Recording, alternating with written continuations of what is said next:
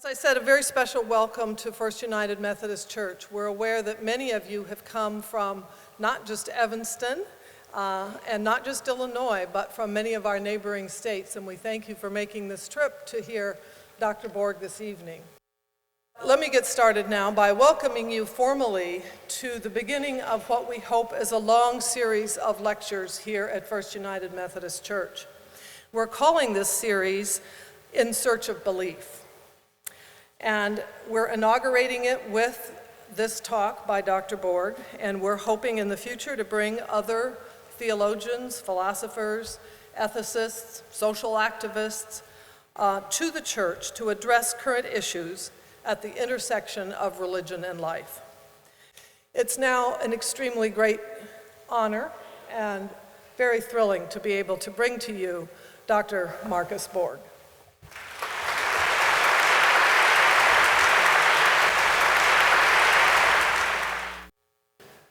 Well, it's very nice to be here, and I thank Kate for that introduction. When she was mentioning the DVDs and the books, I thought, you forgot to mention the t-shirts and coffee mugs.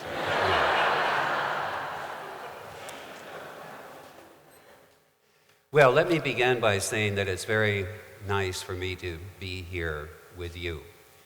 I love doing this kind of thing, and you make my vocation possible, so I'm also grateful to you.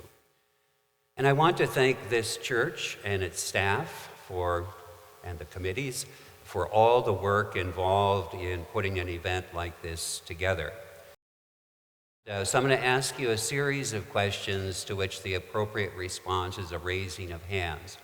And I'll try to catch people in the balcony, though I must admit that the lights make you kind of invisible from maybe the first pillar backward. So I'll look up there, but whether I'll be able to see all of you, I'm not sure. Let me start off by asking, how many of you regard this church as your church home? Okay, it's a little bit hard to see. I'm going to say around 40 of you. Okay, that's interesting. Okay, now the rest of you, so those you 40, however many you were, don't raise your hands again. How many ever again? Okay. How many of the rest of you are Methodists? Okay. I'm going to guess that might be 20% of you, and now numbers are getting really vague, okay? But let me go for a few other denominations as well. Let me ask about my own first, Episcopalians. Okay. About 25 of us, I think. Lutherans, half a hand for Lutherans here. About 18 and a half of us, okay? Okay. Roman Catholics. Okay. Maybe a dozen. And let's see, Presbyterians? Okay, I'm going to say around 20 of you. United Church of Christ? Appropriately to my left, okay. Okay. I think about 15 of you. And let's see, Disciples of Christ, the Christian Church?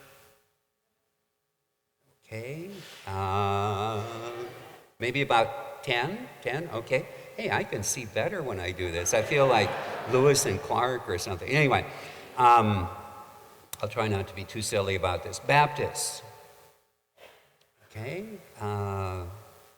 Again, maybe about 10 of you, welcome. And let's see, Quakers? All right, ask for Quakers, didn't I? No, okay.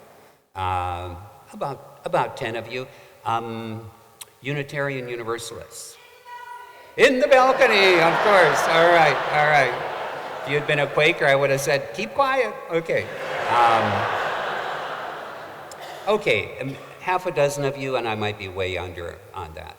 People from traditions other than Christian traditions. Okay, a couple of you, welcome.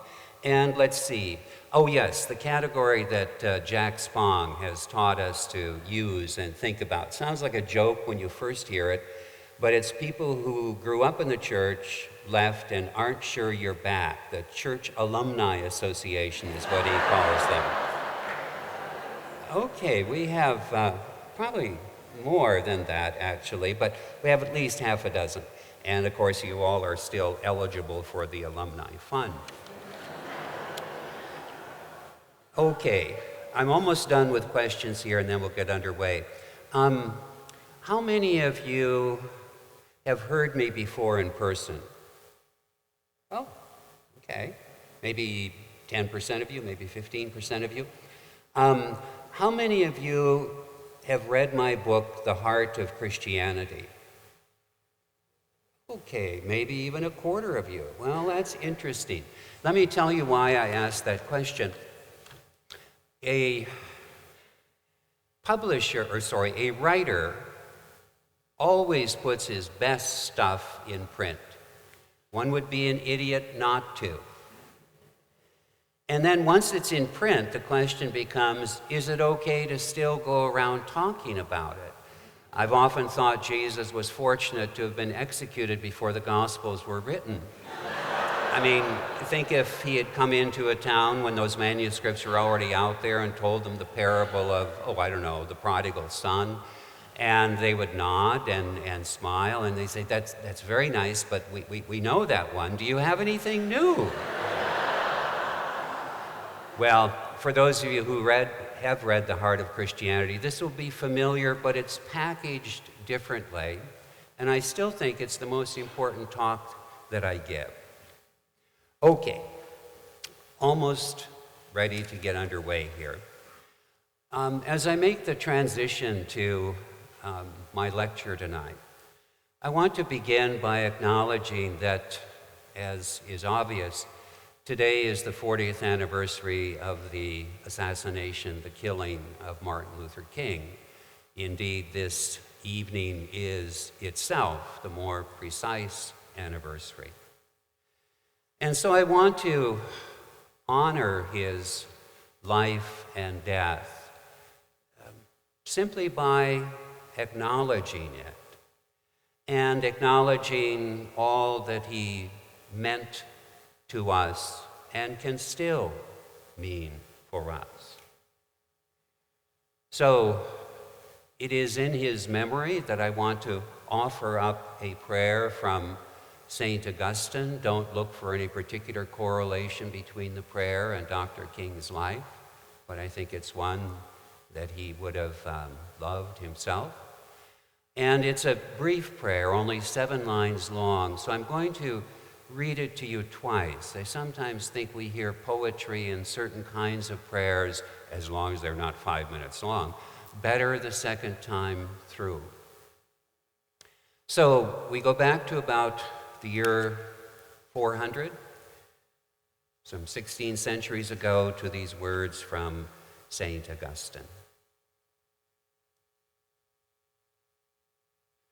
O God, from whom to be turned is to fall, to whom to be turned is to rise, and in whom to stand is to abide forever. Grant us in all our duties thy help, in all our perplexities thy guidance, in all our dangers thy protection, and in all our sorrows thy peace.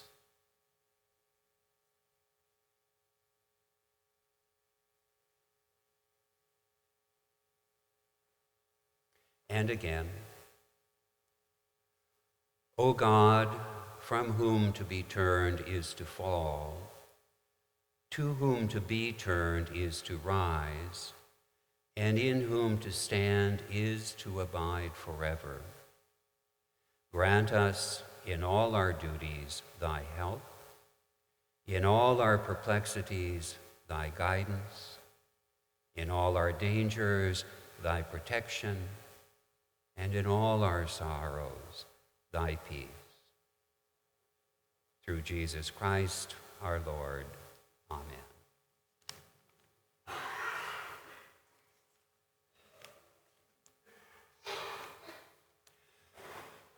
Well, I want to begin the lecture tonight by saying something about the importance of adult theological re-education in the church today. And it will happen primarily within congregations of the mainline denominations because, for the most part, our conservative and evangelical Christian brothers and sisters are not likely to undertake it. And I think adult theological re-education is crucial for the revitalization of mainline denominations. It is enormously successful at attracting people back to church or into a deeper involvement with church. And one of the reasons that adult theological re-education is so important in our time is because an older and earlier understanding of Christianity has become unpersuasive to millions of people in the last half century or so. And that's really the main topic of my lecture tonight. Now to explain why you have handouts. Partly it's professorial habit, okay? But seriously, it's got two purposes. The first one is obvious, to make it easier for you to follow the lecture and to remember, kind of the main points without having to be a frantic note taker, okay? But secondly, and more importantly in my mind, my concern is to make this material as portable, as transportable as possible. So if anything I say tonight sounds like something you'd like to use in your own local adult educational setting, borrow shamelessly, okay? So I turn to the lecture itself, Two Visions of Christianity Today. And my central claim is that we're living in a time, I sometimes say, of a tale of two Christianities. And as in Dickens' novel, it is the best of times and the worst of times. Namely, to say the obvious, and now I'm on the handout, this is a time of change and conflict in North American Christianity.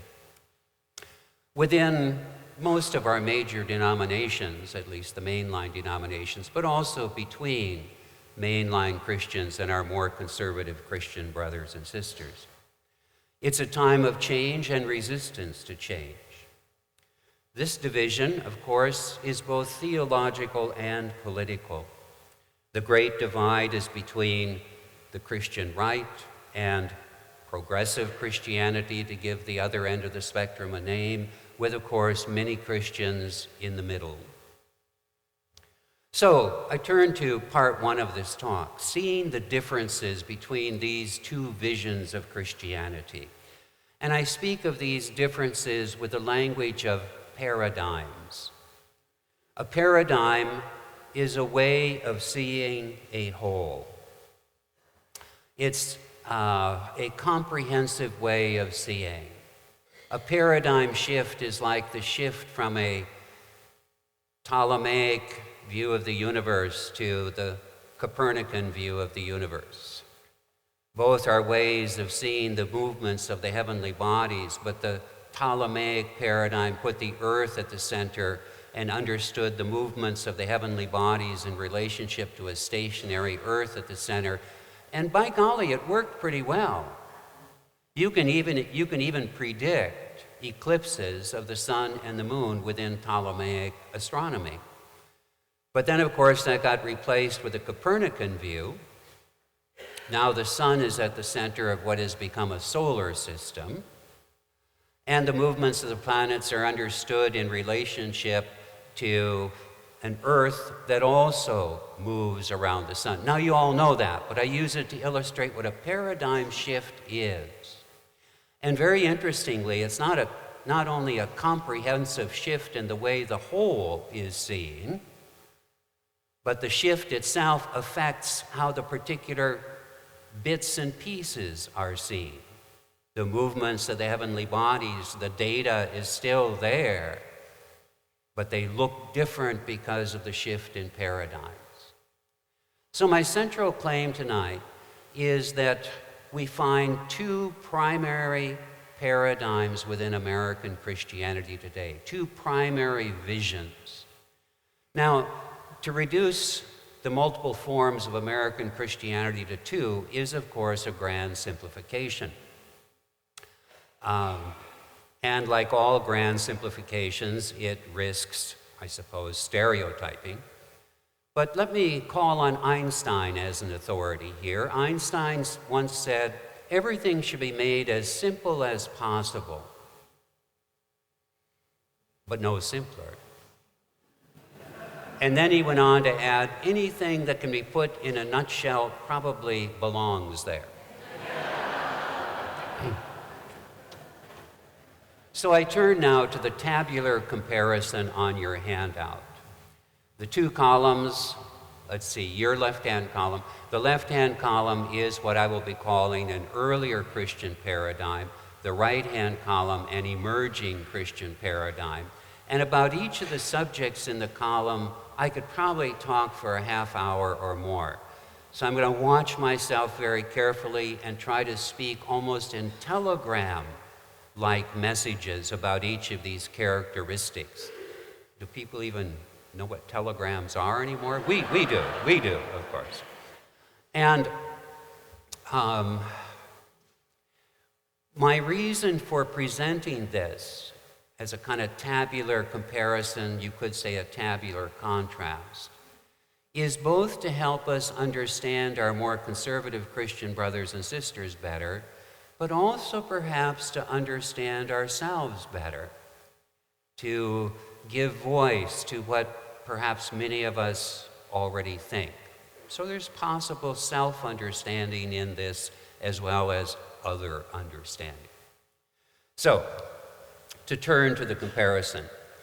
First, I explained their names. An earlier Christian paradigm, which I also call belief-centered Christianity. So I'm beginning with the left-hand column. Why do I call this an earlier belief-centered paradigm? I begin with earlier. It's the conventional Christianity of roughly a generation ago, of what most Christians, mainline or conservative, kind of took for granted. Maybe you have to go back 50 years for this to be taken for granted in mainline denominations and congregations, but it's still around to some extent. Okay? So in that sense, it's earlier. It's the conventional Christianity of a generation or two ago. And here I emphasize, it's not ancient or traditional. This earlier form that I'll be describing is actually the product of the last 300 years or so. It's a response to the experience of the Enlightenment, and I'll say something more about that in a moment. And then the other reason for naming the earlier paradigm a belief-centered Christianity is that it emphasizes that foundational to the Christian life is believing a certain set of claims, whether long or relatively brief, to be true.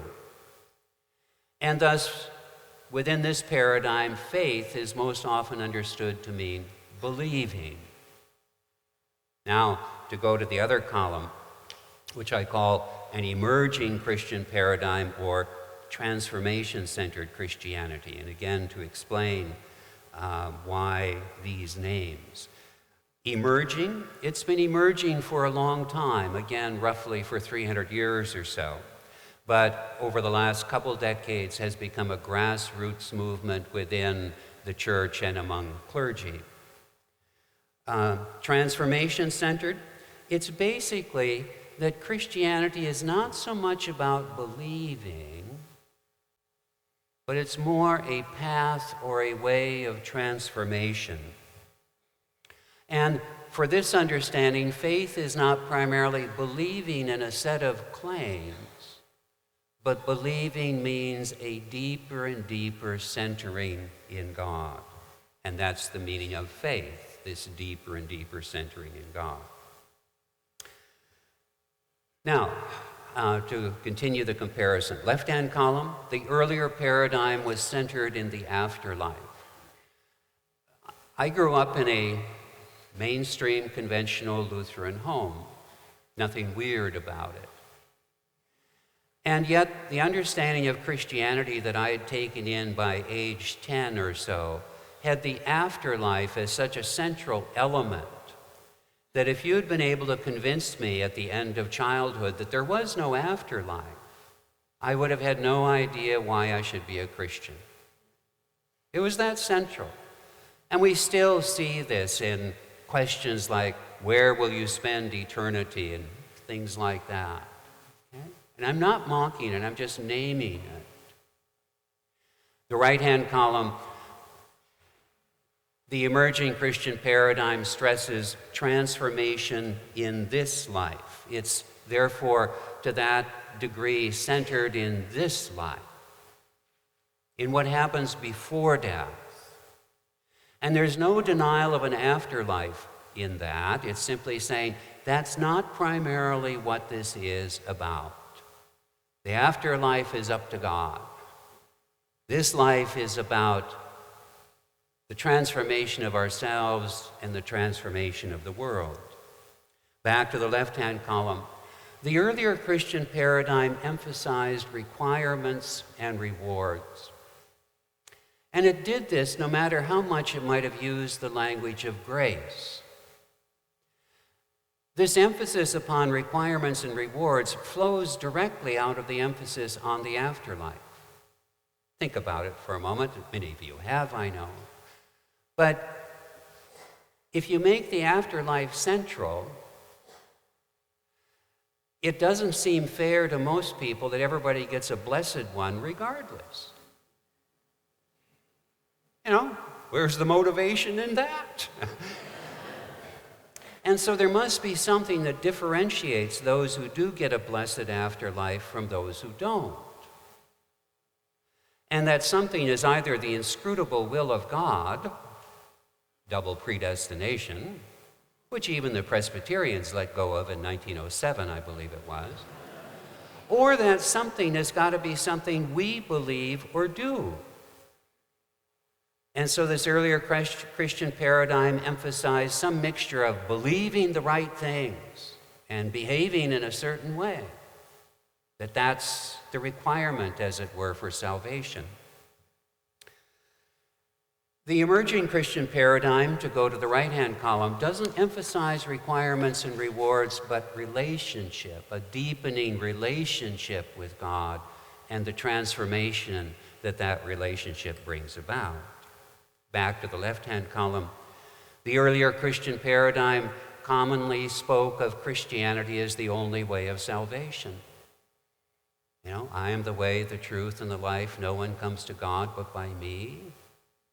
This is why we had and have missionaries. I don't mean mainline denominations now, but historically, because there are souls perishing, lost in shades of night. It's important to bring the gospel to them because the gospel is the only way of salvation. The emerging Christian paradigm affirms religious pluralism, not simply out of political correctness or tolerance, but out of a deep conviction that the creator of the universe has, of course, been known in all of the enduring religious traditions, the ones that have stood the test of time, and how kind of impossible it would be to believe that the creator of the universe had chosen to be known in only one religious tradition, which just fortunately happens to be our own.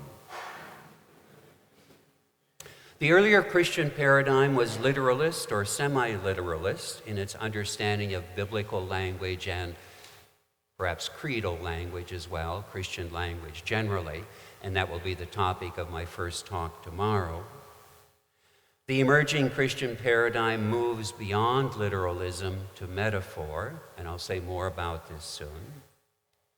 The earlier Christian paradigm found itself often in conflict with Enlightenment knowledge. The classic example of this, of course, that is still with us is creation versus evolution, and creationism and creation science and intelligent design versus, something else. Let me report a startling statistic to you. This poll is now some 5 years old or so, but I doubt that much has changed. 48% of the Americans, of the people in this poll, all Americans, 48% of the people polled said that they believe that the earth is less than 10,000 years old. That's about half of American adults. Now, why would people think that?